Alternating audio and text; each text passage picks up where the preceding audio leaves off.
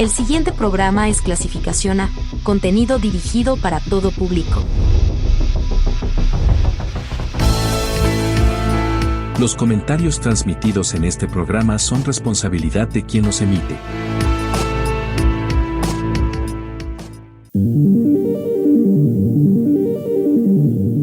¿Qué ocurre en nuestro cerebro y nuestra mente? ¿Cómo funciona? ¿Qué mecanismos utiliza para que podamos pensar y actuar? Radio Universidad presenta Sinapseando, un espacio de divulgación científica sobre neurociencias, el estudio de la mente, salud mental y todos los avances y desarrollos científicos actuales relacionados a este tema.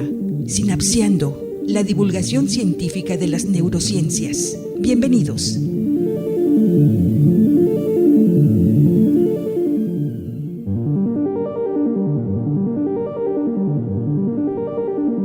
Hola, muy buenas tardes, bienvenidos una semana más a su programa Sinapseando, un programa de radio universitaria en donde estudiantes de la Universidad Autónoma de Nayarit hacemos divulgación científica e integral de las neurociencias. Acompáñanos esta semana a conocer a más profundidad lo maravilloso que es el cerebro. Vamos a tener un programa bastante especial el día de hoy. Mi nombre es Pedro Reyes, soy estudiante de medicina de la Universidad Autónoma de Nayarit y seré su locutor en esta tarde. En cabina también me acompaña mi compañero. Hola, buenas tardes, mi nombre es Juan Pablo Hernández Béjar, estudiante de la licenciatura en Psicología de aquí de la UAN. Hoy traemos un tema del que si no les afecta, por lo menos somos parte del problema, así que presten atención, gracias por escucharnos. Y para ello tenemos en cabina un invitado muy especial. Muchísimas gracias, yo soy Antonio Sánchez, estudiante de la licenciatura en Filosofía en el sexto semestre. Y pues nada, muchísimas gracias Pedro, Juan Pablo. Creo que el tema de hoy es muy interesante, ver una perspectiva LGBT de cómo se afecta al cerebro con la discriminación. Así es, muchísimas gracias, es todo un honor que nos acompañes, Antonio, el día de hoy aquí en cabina, te lo agradecemos bastante. Y sí, como comenta nuestro compañero, el tema que vamos a abordar esta semana va a ser la discriminación, pero particularmente qué sucede de este tipo de bullying o cuando a lo mejor vemos la discriminación muy por encima o no muy superficial, como un intercambio de palabras o una cuestión de acciones particulares en contra de una persona, pero qué pasa en la persona, tanto la persona que discrimina como la persona que ha sido discriminada. ¿Qué cambios suceden en su cerebro? ¿Existen algún tipo de cambios? ¿Y los diferentes tipos de discriminación modifican el cerebro de diferentes maneras? Vamos a adentrarnos en todo ello en el programa de hoy, ¿no? Pero particularmente vamos a enfocarnos un poco más a la discriminación LGBTQ+, debido pues en conmemoración, ¿no?, del Pride. Y que cabe recalcar que pues esto no debería de ser hablado únicamente en junio, ¿no? Deberíamos de estar hablando esto todos los meses. Sin embargo, es importante que nos demos cuenta que cómo nuestras palabras impactan en las otras personas de una forma tan profunda, y ahorita vamos a ver la profundidad molecular en la que impactan nuestras palabras, nuestras acciones en contra de una persona, ¿no? Sobre todo en la edad infantil, en el kinder, en la primaria, los niños pues no tienen como este panorama de todo lo que puede impactar el bullying escolar hacia su compañero. Sin embargo, pues también ojalá que fuese algo solo de niños. Sin embargo, lo vemos que la discriminación y todo tipo de rechazo social está en cualquier edad, en cualquier comunidad, en cualquier país, en cualquier sitio, en cualquier zona, y depende bastante del contexto, de la cultura, de factores geopolíticos, de factores socioculturales, y vamos a abordar toda la complejidad, ¿no?, que aborda la discriminación. Bien mencionas que todo esto está incluido en el lenguaje. Las distintas formas que tenemos de decir y nombrar las cosas tienen todo que ver con cómo las experimentamos. Por ejemplo, a lo largo de mi experiencia en la licenciatura he aprendido nuevos términos para nombrar mis sentimientos como nostalgia, decepción, sentimientos que nunca me había permitido experimentar, pero que eran muchísimo más complejos de lo que yo conocía. De la misma manera, la forma en la que se construye lo que se espera de la identidad está regulada por los grupos de poder. Y estos grupos de poder ocurre que discriminan a los miembros de la comunidad. Y a partir de eso tienen vivencias completamente distintas a las de una persona heteronormada. Desde la forma en la que se experimentan a sí mismos, su identidad, hasta la forma en la que se relacionan con los demás. Así es, y nos damos cuenta que desgraciadamente es algo bastante común, más de lo que debería, más de lo que pues nos gustaría, más de lo que tendiese que ser. Y sin embargo la discriminación está bastante normalizada, está bastante arraigada en nuestro día a día, y nos damos cuenta de que esto tiene un profundo impacto, ¿no?, en la mente de las personas. Algunos de los estudios científicos que han existido en los últimos años nos hablan sobre la evidencia científica que nos arroja sobre lo que sucede en el cerebro al sufrir discriminación. Cuando alguien es víctima de discriminación, su cerebro se interpreta esta situación como una amenaza social. Esto activa varias regiones del cerebro, como por ejemplo la amígdala. La amígdala se activa al detectar peligro o amenaza, generando ansiedad, miedo e hipervigilancia, por ejemplo.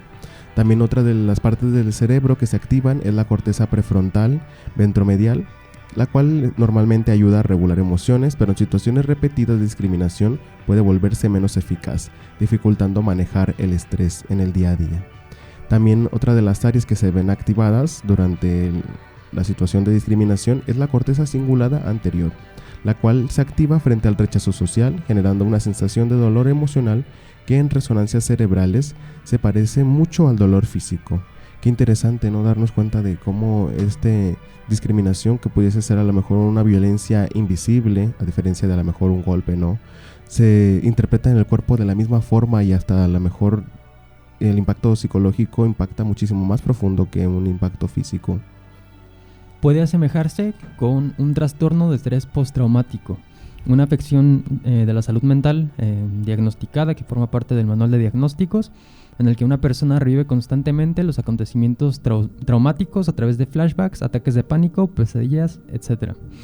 Es una afección que incide en la forma en la que se regula el estrés, afectando la forma en la que se interpretan acontecimientos y se responde a ellos. Puede desencadenar daños a largo plazo como hipertensión, alteraciones en el metabolismo y aumento del riesgo de cardiopatías y apoplejías. Y además tiene un claro impacto en el desempeño escolar para las infancias en aprendizaje, concentración y regulación emocional. Así es, también hay otros efectos a largo plazo que se pueden ver. Por ejemplo, si la discriminación es constante en la persona, esto se puede asociar con un aumento crónico del cortisol, que es la hormona asociada al estrés, lo cual daña zonas como el hipocampo, afectando la memoria y el aprendizaje de la persona. Estudios científicos han demostrado que estar sometido a constante discriminación puede modificar la expresión de genes relacionados con el estrés y las emociones, generando cambios epigenéticos en quienes viven estas situaciones. Mayor riesgo de ansiedad, depresión, insomnio y trastornos psicosomáticos están asociados a vivir constantemente en situaciones discriminatorias.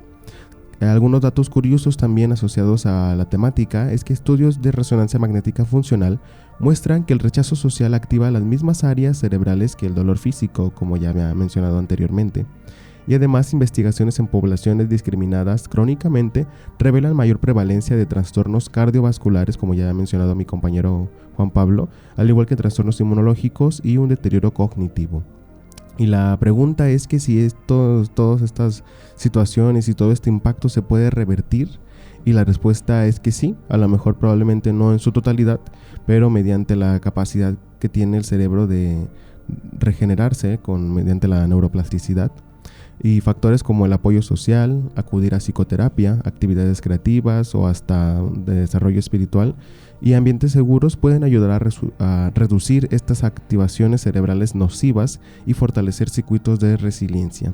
Y es aquí cuando nos damos cuenta que el ser humanista, el ser buena onda, el ser empático y todas estas cuestiones no debería de ser un factor al aire, ¿no?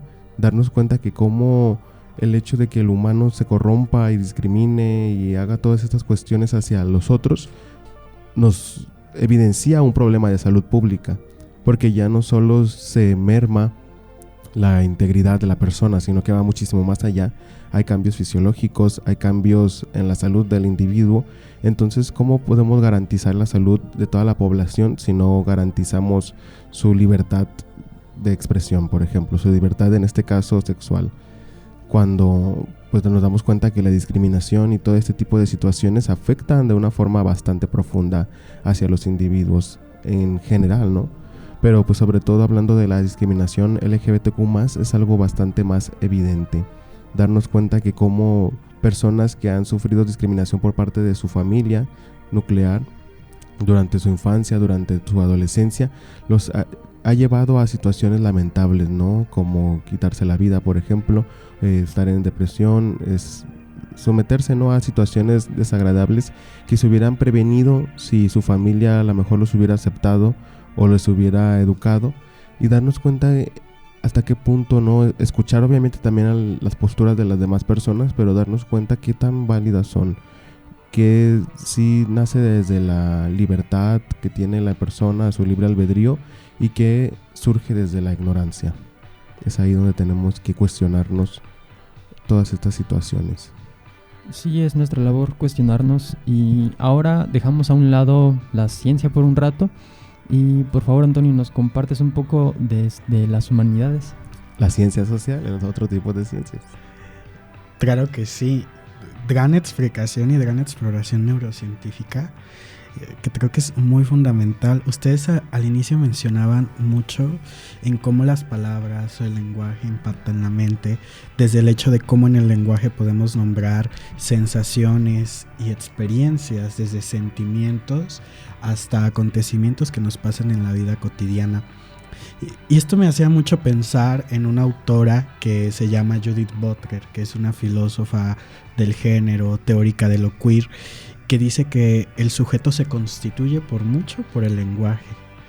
El lenguaje es anterior a la construcción del sujeto. Y en este sentido yo pensaba mucho en los discursos de odio, tratando de entrelazar estas dos cosas con la discriminación. El discurso de odio habitualmente es una forma de violencia y una forma de discriminación que demuestra un rechazo. Son una opinión que tiende a contener actitudes como el asco, el rechazo y la animadversión, y tienen el fin de humillar, degradar, violentar.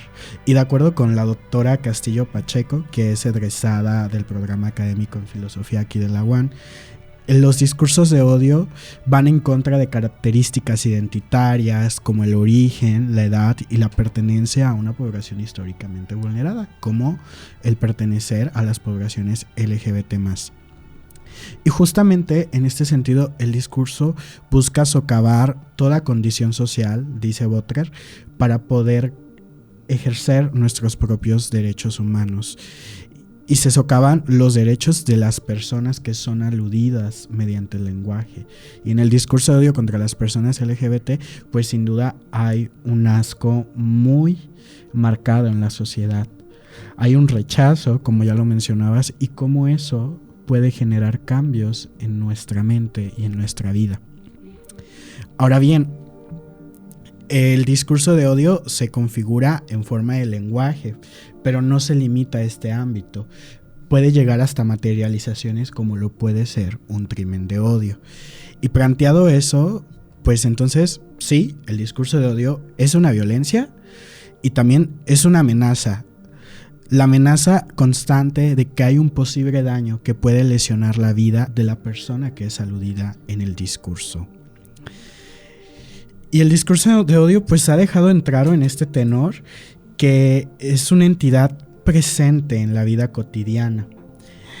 Si el discurso de odio es una forma de violencia, pensándolo desde este lado de la filosofía, para Butler la violencia es una entidad que se manifiesta en el aire como una atmósfera tóxica, una toxicidad que invade el aire que respiramos. Y aquí me sería preciso hacer esta acotación. Pareciera que aquí estamos pensando en forma metafórica la violencia, de que está en el aire. Pero desde la filosofía yo les diría que no, que en gran medida aquí Butler está haciendo un compromiso ontológico. Es decir, se está comprometiendo a decir a que la violencia existe como una entidad en el mundo, que está presente en el aire y que nos invade esa toxicidad que es respirable. Así pues, esta violencia, al ser respirable, pues pasa por nuestros cuerpos. Tú mencionabas algo muy puntual en cómo la discriminación hace cambios en la epigenética. un aire tóxico, palpablemente tóxico, como lo pudiera ser un gas que contiene aluminio, metales pesados, sabemos que puede generar cambios genéticos. Sí.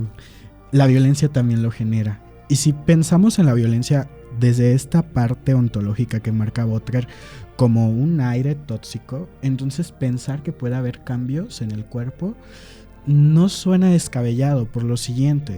Una, porque si este aire lo recibe el cuerpo, hay que decir que para Butler el cuerpo es un escenario en el que tiene lugar el sufrimiento político. El cuerpo padece lo público, está arrojado al espacio público, somos seres sociales. Entonces, en esa sociedad habrá cambios, ¿no? Entonces, en este sentido, la amenaza de odio, en tanto que puede ser alojado y asimilado en el cuerpo, digamos, posibilita cambios. Y es este lado de la filosofía que puede parecer bastante descabellado.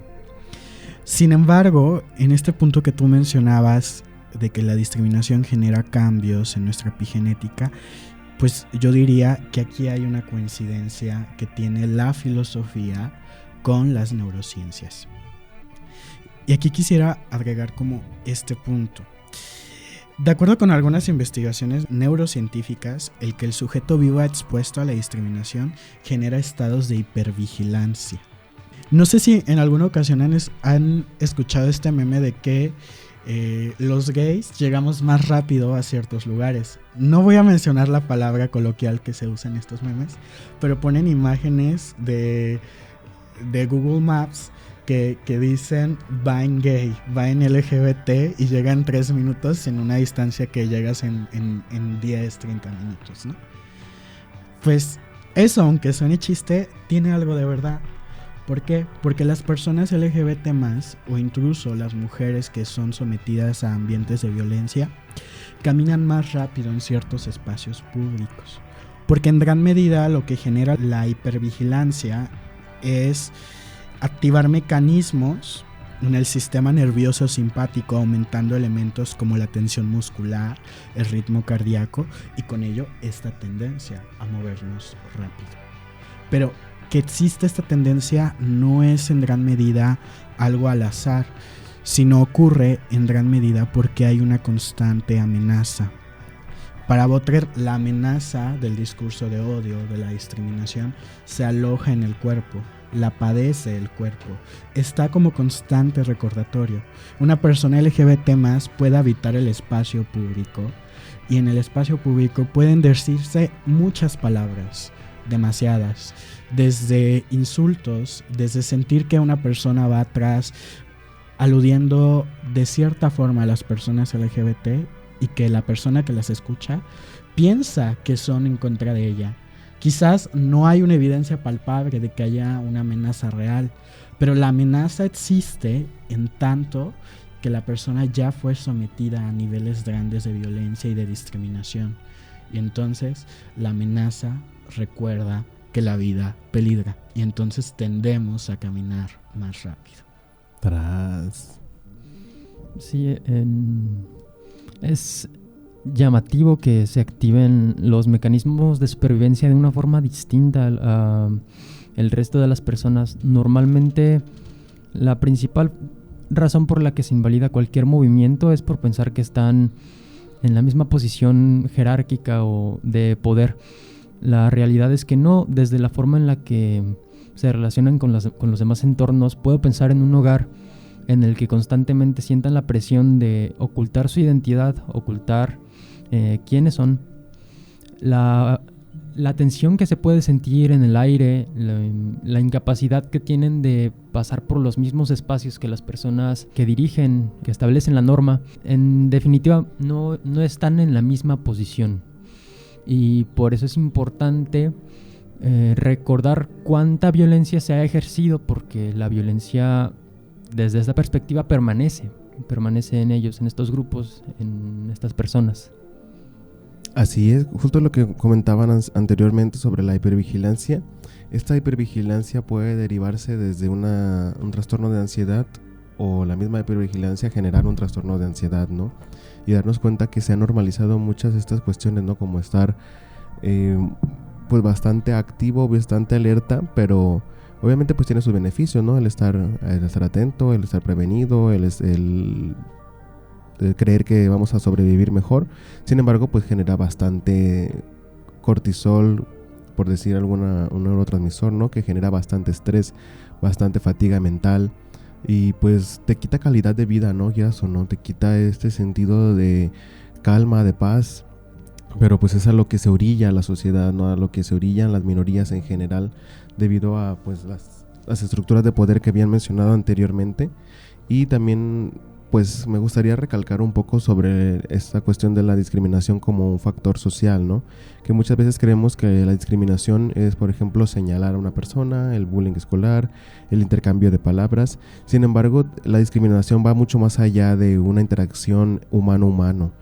Cuestiones como, por ejemplo, el hecho de que no haya una rampa para personas con discapacidad motriz. El hecho de que no exista esa rampa es también discriminatorio. O el hecho de que no exista como este tipo de adecuaciones, ¿no? Para personas con discapacidad motriz o discapacidad visual. El hecho de que no existen estos espacios también es discriminatorio.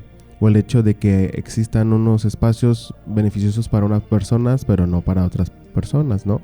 Como por ejemplo la falta de baños neutros, la falta de muchísimas cuestiones que van más allá de una interacción humano-humano, sino de las necesidades básicas que tiene una persona, si se cumplen o no.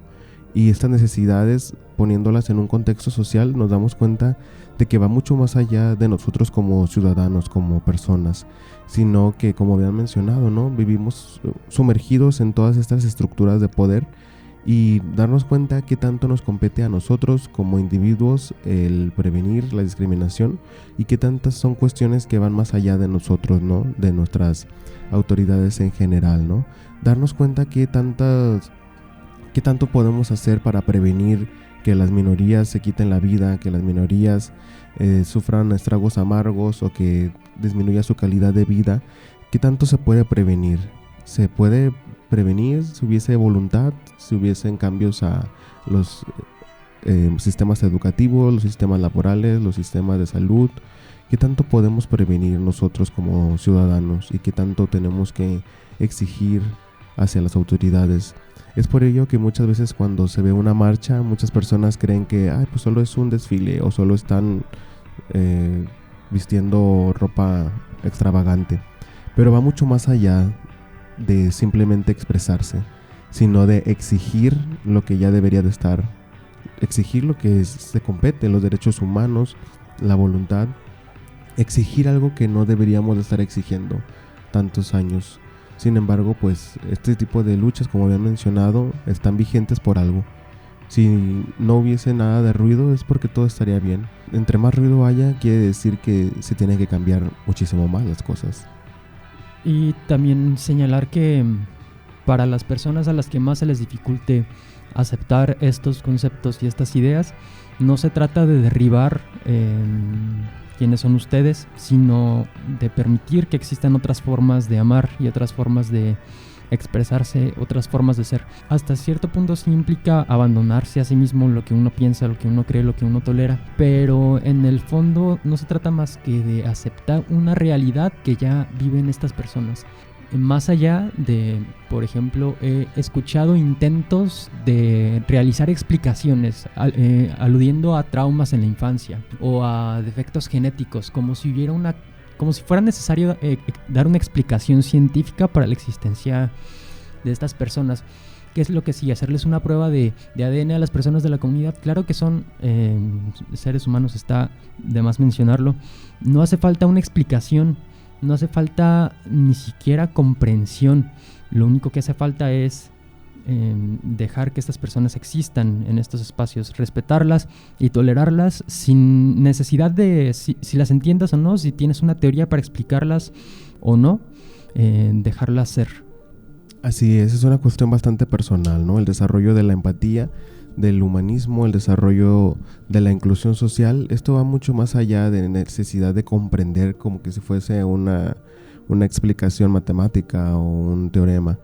Es una cuestión bastante personal y que por más que a lo mejor las personas quieran cambiar a las otras personas, el hecho de que uno vaya a discriminar o no es una cuestión interna, y el hecho de que alguien discrimine a otra persona también refleja su interior, refleja que no tiene la capacidad de adaptación, que no tiene la capacidad de moldearse a los cambios sociales, que no tienen la capacidad de aceptar en su totalidad a las personas, que tiene esa necesidad de control o de generar o de quedarse en un mismo panorama cultural, como que si todos tuviéramos que ser de una forma, todos tuviéramos que ser grises, y las personas que gritan en color fuesen como que abominables, ¿no? Que hablando de todo ello, existe una enorme deuda histórica hacia la comunidad LGBT, debido a que alrededor de 30 años, solo llevamos menos de 40 años, o sea, imaginémonos de que existen muchísimas personas hoy en día vivas que en su momento tuvieron que pasar por ello.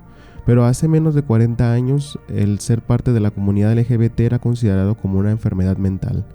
Y muchas personas de la comunidad LGBT fueron sometidos y fueron introducidos a clínicas de salud mental en contra de su voluntad, con tratamientos que hoy en día no tienen ninguna evidencia científica, con tratamientos que hoy en día vulneran totalmente los derechos humanos. Si bien con el paso de los años ya hemos llegado poco a poco a la cuestión de prohibir los ecocigs y todas estas situaciones, nos damos cuenta que no solo se trata de sí, ya no se hace ya.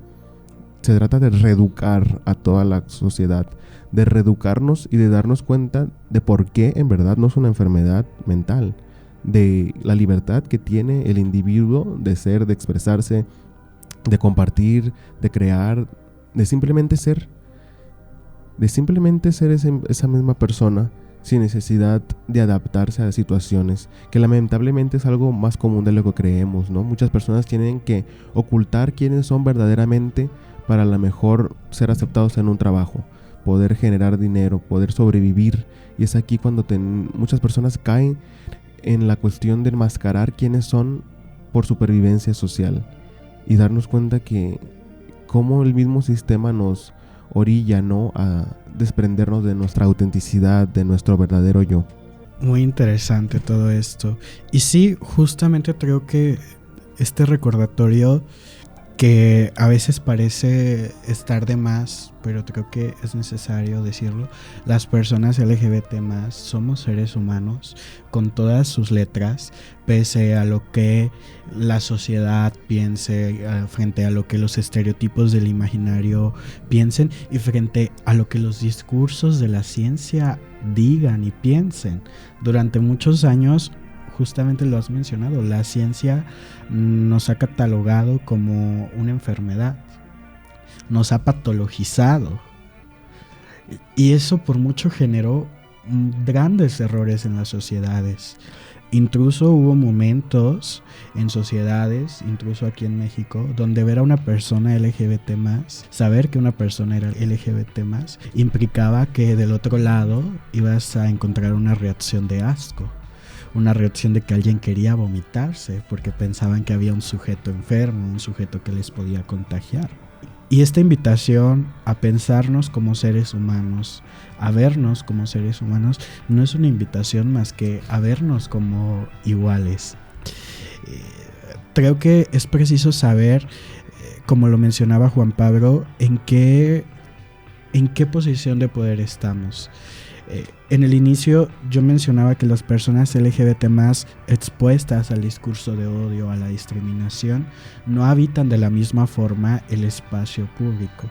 Yo les invitaría a pensar cómo habitan el espacio público. ¿Qué recorridos hacen? ¿Qué lugares pasan? ¿Hasta qué horas caminan en la ciudad libremente a un paso normal, a un paso lento? ¿Qué tan rápido aceleran el paso cuando no hay luminarias en la calle? O incluso en la universidad. ¿Qué lugares de la universidad transitan en la tarde-noche? ¿Qué lugares no transitan? Pensar cómo habitamos el espacio público nos va a dar cuenta, en gran medida, en qué nivel de privilegios nos encontramos. Habitamos el espacio público y habita un sujeto que tiene una mente, que tiene un cerebro que ya ha sido codificado, que tiene esquemas mentales marcados, todos estos influidos por un contexto social. En ese sentido, es invitar a pensar nuestra situación de privilegio, no destruir todo aquello que somos, sino comprender en qué posición estamos, qué nos diferencia del otro y entender que quizás esas diferencias no son sustancialmente tan importantes más que solo para comprender quiénes somos y en qué lugar estamos, porque al final de cuentas somos seres humanos. Pensar que las personas LGBT+ somos completamente distintos, pues sería en gran medida una generalización. Ha habido estudios que han dicho que en realidad no hay un gen LGBT, no hay un gen gay. ¿Y esto qué quiere decir? Que no hay un solo gen que pueda determinar genéticamente el por qué alguien es LGBT+. El por qué lo somos responde a muchos factores. ¿Genéticos? Sí. ¿Sociales? También. ¿Identitarios? Totalmente. En ese sentido, pensar que somos sujetos que cohabitan en una realidad que se transforma constantemente, que no somos sujetos nuevos, que existimos desde que el ser humano existe en el mundo, que tenemos deseos, afectos, que amamos, que sentimos placer, que nos enojamos. Y quizás muchas de las veces en cómo sufrimos estas situaciones responde en gran medida a nuestro contexto psicosocial. Así es, justo como lo menciona mi compañero, hablando principalmente del contexto psicosocial, creo que es bastante importante reflexionar un poco sobre qué tanto le conviene al sistema el hecho de que toda la gente se esté peleando, se esté discriminando unos con otros, se estén generando bandos, se estén aislando como toda la humanidad en sí. ¿Qué tanto le conviene al sistema, no? Darnos cuenta que como toda esta energía que pueden generar algunas personas de discriminación, odio, violencia hacia otras personas, la pudiesen estar invirtiendo en algo productivo para su persona o para la comunidad en general, ¿no?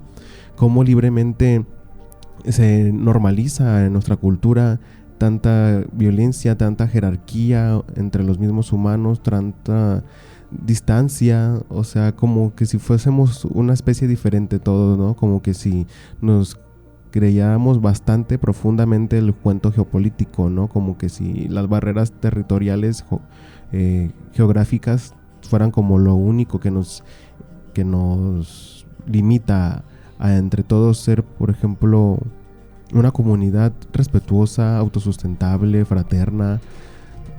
Sin embargo, darnos cuenta que cómo se genera todos estos discursos de odio y qué tanto el sistema lo deja hacer o qué tanto el sistema verdaderamente interviene, y darnos cuenta de tampoco quiere decir que sea un problema de hoy en día, ¿no? Sino que es un problema que ya viene de siglos, que nos toca hoy en día cargar con todos los siglos que han venido de historia, de cultura, de arraigo, y hoy en día tenemos nosotros la oportunidad de tomar acción.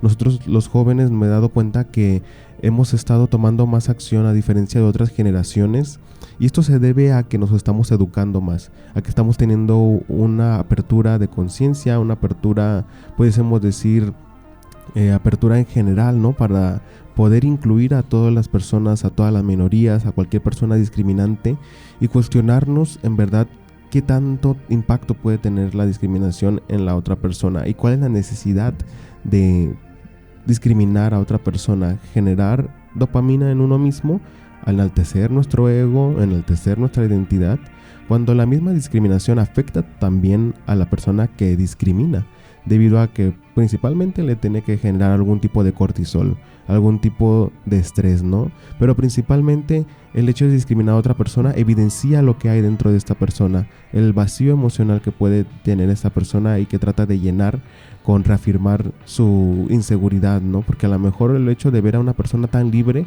le molesta a la persona porque esa persona no puede ser así de libre, o a lo mejor no tiene como la capacidad de poder tener ese tipo de creatividad. Pero darnos cuenta que pues esto es un problema que va muchísimo más allá de nosotros mismos, que el erradicar completamente la discriminación es una tarea bastante compleja, porque habría que cuestionarnos bastante las cosas que están pasando en nuestro día a día. Sin embargo, creo que es una tarea bastante posible. que muchas veces se cree que es más complejo de lo que en verdad es.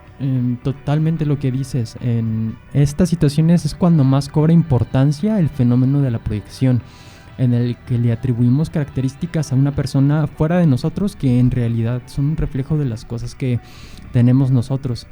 De forma que si vemos que una persona tiene una vida sexual desenfrenada, en realidad muestra las carencias de nuestra propia vida sexual. Y también son las narrativas que se construyen alrededor de los discursos de odio, como cuántas personas no intentan invalidar las identidades de la comunidad LGBT a través de narrativas religiosas, por ejemplo, que por el mito de la creación son incapaces de pensar que la persona de lado tiene una identidad válida, una forma de ser válida, incluso se atreven a calificarla de incorrecta. Sí, justamente esto que mencionabas de las narrativas, es que hay que entender en gran medida que no toda opinión es respetable, no todo pensamiento es respetable, porque muchas de las veces va a haber narrativas desde un ámbito religioso hasta en un ámbito laico como la ciencia, que en gran medida van a enunciar odio, van a odiar a un sujeto, van a odiar a una colectividad, y eso no puede ser respetable. Un discurso, una narrativa que violente no puede ser respetable en el espacio público. Jamás, nunca. Como sociedades modernas que somos, que se dicen democráticas, que se dicen libres, que se dicen igualitarias, no podemos permitir el odio en el espacio público, porque permitirlo da pauta en gran medida a la existencia de una discriminación muy grande, pero también pauta a la aniquilación de muchos seres humanos que solamente habitan de forma distinta el mundo. Sí, desgraciadamente es más común de lo que creemos y es más complejo a lo mejor de lo que dimensionamos. Darnos cuenta de qué tanto en verdad somos libres y qué tanto solo replicamos discursos de décadas y décadas anteriores. Y en ambas partes, ¿no? También algo que es bastante desagradable es que entre las mismas minorías existe esta discriminación, debido a que nadie te enseña a respetar, a tener empatía. Fuese como que si fuese una cuestión de suerte, ¿no? Encontrar a alguna persona empática, inclusiva, pero no debería ser una cuestión de suerte. Pero también siento que es algo bastante complejo de educar, porque no solo basta con leer un libro, con acudir a una clase.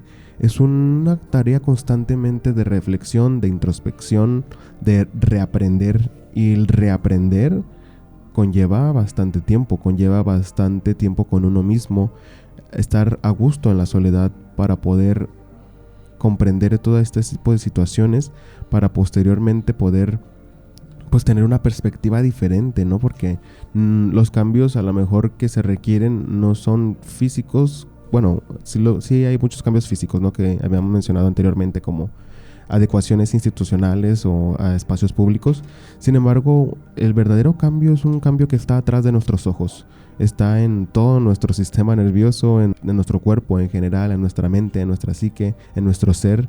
Y este cambio conlleva bastante tiempo y no solo se hace en un día. Sin embargo, para emprender todo este tiempo, esta travesía de reeducarse, se requiere mucha disposición. Y es lo que nos hemos dado cuenta que muchas personas no han tenido a lo largo de la historia.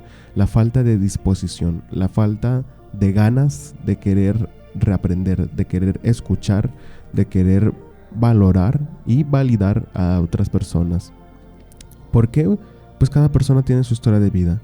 Sin embargo, algo que hay en común en las personas en general, en las personas en el poder que tienen esta apatía hacia las minorías, es porque no les genera dinero, porque no les genera un presupuesto, porque no hay un desarrollo del sistema, sino hay un desarrollo humano. Entonces darnos cuenta que como hay muchísimos tipos de desarrollo y el desarrollo humano probablemente no genere directamente productividad laboral, pero sí nos acerca a la verdad, que siento que el desarrollo humano debería de ser prioritario. Sin embargo, pues estamos inmersos toda la población en un sistema económico, del cual difícilmente podemos como dejar en segundo plano, ya que no habría supervivencia social. Y tampoco es una cuestión como de que una ciudad sí puede ponerse de acuerdo, pero no le sirve del todo si todas sus exportaciones y todo el planeta vive en la misma situación, en la misma cultura. Entonces darnos cuenta que es más complejo de lo que creemos el verdaderamente erradicar así el 100% la discriminación en todo el planeta. Pero al final del día nuestra misión y lo que nos compete a nosotros es cómo vamos a discriminar los buenos pensamientos de los malos pensamientos, cómo vamos a reflexionar y cómo vamos a evitar la discriminación hacia las otras personas en nuestra comunidad, en nuestra casa, en nuestro salón de clases, en nuestra universidad, en nuestro ambiente laboral, que eso es lo que sí nos compete. Probablemente no nos competa las estructuras de poder de otros países o de otras situaciones más complejas, pero sí podemos poner una semillita, y si todas las personas contribuyeran con esa semillita, habría un cambio bastante grande. Pero muchas personas tienen como esta apatía o este miedo a alzar la voz por represalias. Sin embargo, debemos de entre nosotros mismos generar empatía y sobre todo generar algún tipo de esperanza en que las situaciones van a estar mejor, porque las situaciones siempre pueden estar muchísimo mejor, pero también ver qué podemos hacer desde la colectividad, pero también sobre todo desde uno mismo, el trabajo personal. Sí, justamente, y del trabajo que podemos hacer en los espacios pequeños, me quedaba pensando, Pedro, en una frase que dice una de las redactoras de la Declaración Universal de los Derechos Humanos, que dice que los derechos humanos se defienden desde los espacios más pequeños, como un aula, como las calles de nuestras colonias y desde nuestras casas. Pensar cómo habitamos el mundo, cómo nos relacionamos con nosotros, debe de darnos cuenta en qué situaciones de poder estamos y en gran medida qué podemos aportar. Quizás en gran medida en un aula de clases, como lo pudiera ser nuestra universidad, debemos de voltear a vernos y saber que quizás hay una chica trans que no ha tenido su cambio legal de identidad de género, pero que ya ha escogido su nombre con el cual quiere significarse, con el cual quiere nombrar su identidad. Quizás a los profesores les correspondería: oye, pues te tengo en la lista de tal forma y la verdad se me complicaría aprender tu nombre porque tengo 10 grupos más y son alrededor de 100 alumnos, pero ¿te puedo decir por tu apellido? Esos pequeños cambios en gran medida generan acercamientos distintos, generan un cambio en el sentido de que logramos respetar el derecho humano a la identidad. Desde un hecho tan simple como eso, hasta acciones a saber de que quizás en algún momento vamos a enfrentarnos a que alguien esté pronunciando un discurso de odio. Y entonces nos corresponde increpar, nos corresponde señalar y decir: eso no es correcto. En gran medida es así como es que podemos ir señalando las injusticias. Quizás en algún momento no signifiquen algo relevante a gran magnitud, pero si algo he entendido es que generan cambios en espacios tan pequeños que brindan lugares más seguros, más paz y con ello mayor bienestar. De nosotros depende, en comunidad, no solo como individuos, sino como individuos que pertenecen a una comunidad, el cómo mejoramos nuestros espacios.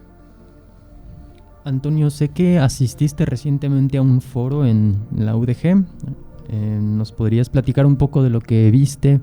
¿Qué te llamó la atención? ¿Alguna experiencia memorable?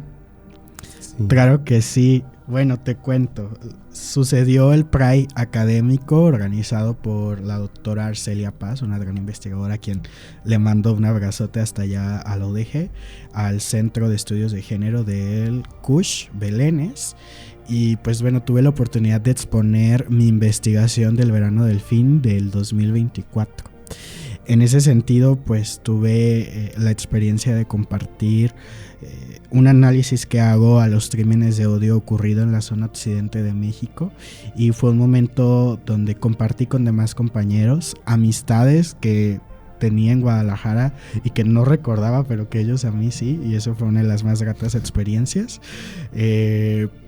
Escuchar estudios etnográficos, antropológicos sobre el cruising entre hombres gays en la zona metropolitana de Guadalajara, estudios sobre el sexilio, de cómo se viven las luchas de la diversidad sexual en varios espacios de la República, y bueno, fue un diálogo enriquecedor. Este evento académico se dio en, siempre digo, mi segunda alma mater, la UDG, sin ofender a mi querida Universidad Autónoma de Nayarit, y pues nada, solamente eso, y bueno, eso es lo que se vivió en la Biblioteca Pública Juan José Arriola de la UDG.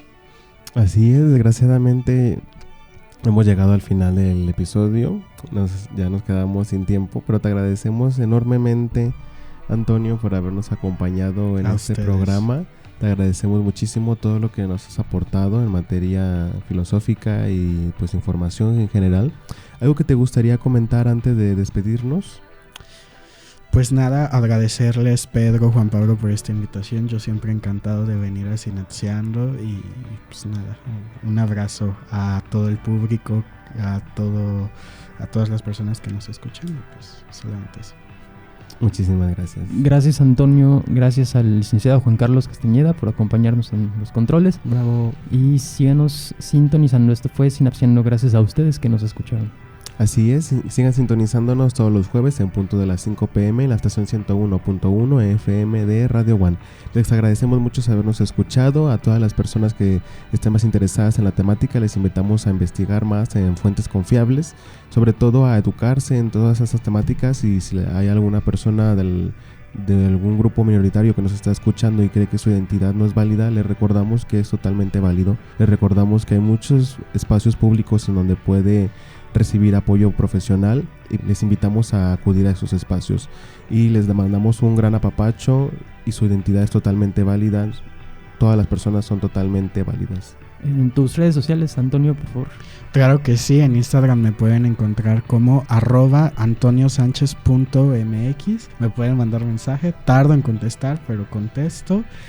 Y pues nada, muchas gracias. Un apapacho neuronal para todos, todas, todes. Así es, muchísimas gracias por habernos sintonizado, y procuren sinapsear conscientemente. Hasta luego, felices vacaciones.